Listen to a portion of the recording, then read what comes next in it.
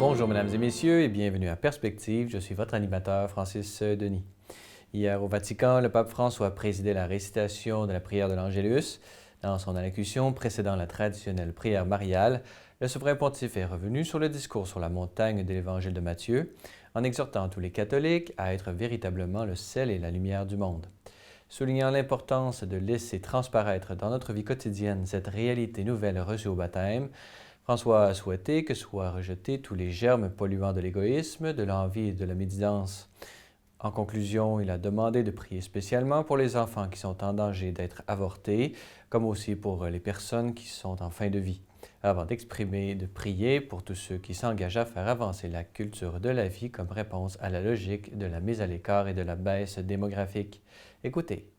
À l'époque de Jésus, il n'y avait pas de réfrigérateur.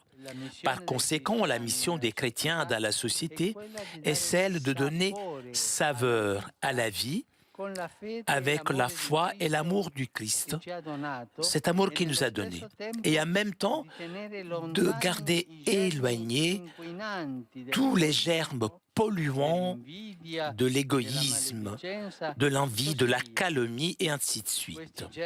Ces germes sont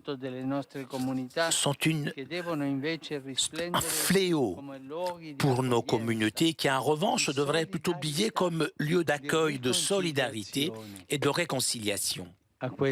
Pour remplir cette mission, nous devons nous-mêmes, d'abord, nous devons être délivrés de la dégénérance corrompante des influences du monde, ces influences qui sont opposées au Christ et à l'Évangile. Et cette purification ne s'achève jamais. Je me joins aux évêques italiens en souhaitant une action éducative audacieuse au profit de la vie humaine. Toute vie est sacrée.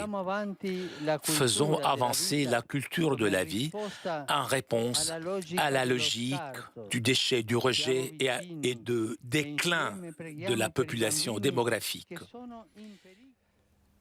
Le dimanche 5 février était bien évidemment une journée spéciale pour tous les amateurs de football. S'est effectivement déroulé hier le 51e Super Bowl à Houston, au Texas. Pour l'occasion, le pape François a voulu envoyer un message vidéo à tous les amateurs réunis sur place ou par l'entremise de la télévision. Soulignant l'aspect symbolique des rendez-vous sportifs, le pape a souligné qu'un événement comme le Super Bowl manifeste qu'il est possible de construire une culture de la rencontre ainsi qu'un monde en paix. Ils sont des lieux, a affirmé le pape, où peuvent s'exercer une participation qui va au-delà des intérêts personnels et égoïstes, des lieux où nous pouvons apprendre à nous sacrifier nous-mêmes dans la fidélité et le respect des règles du jeu. Concluant son propos, le pape François a souhaité que le Super Bowl de cette année soit un symbole de paix, d'amitié, de solidarité pour le monde entier.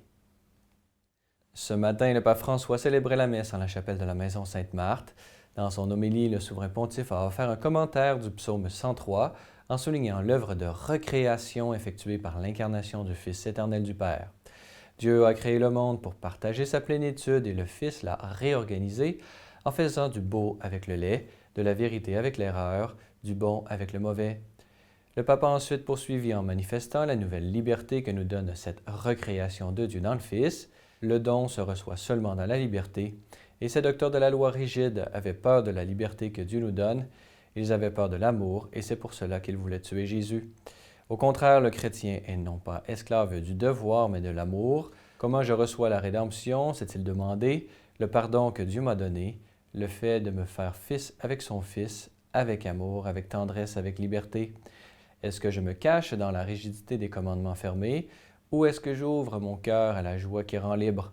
Enfin, le pape a conclu son propos par une prière à Dieu, qu'il nous fasse comprendre son amour envers nous, afin que nous puissions dire, comme nous l'avons dit aujourd'hui, « Tu es tellement grand Seigneur, merci, merci, continuons à aller de l'avant. » Voilà, c'est tout pour aujourd'hui. N'hésitez pas, si vous avez des questions ou commentaires, vous pouvez toujours communiquer avec moi à l'adresse qui apparaît à l'écran. Merci d'avoir été des nôtres. À la prochaine!